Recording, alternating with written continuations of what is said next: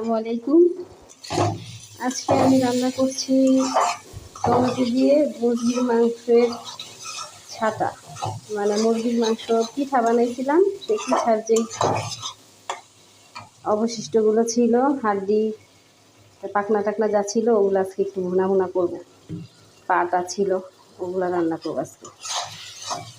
Tomato দিয়েছি পেঁয়াজ, আদা রসুন বাটা, মরিচ, হলুদের গুঁড়া, আর তারপরে কাঁচামরিচ, তেজপাতা সব কিছু দিয়ে কষিয়ে নিচ্ছি। কষানো হয়ে গেলে আমি এর মধ্যে ছেড়ে দিচ্ছি মুরগির মাংসের লোটেপুটি, এই যে হাড্ডি টাড্ডি যা আছে এইবার।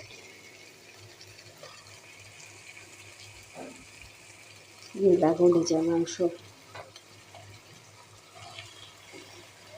পা,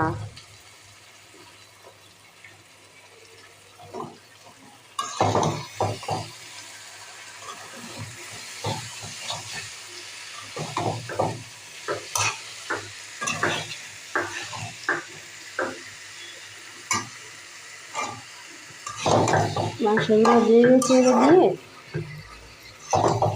নাড়ছি, নাড়িয়ে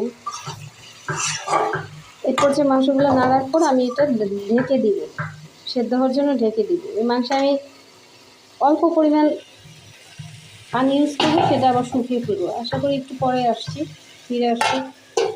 ঢাকনা দিয়ে ঢেকে দিলাম, কিছুক্ষণ অপেক্ষা করি। ওকে।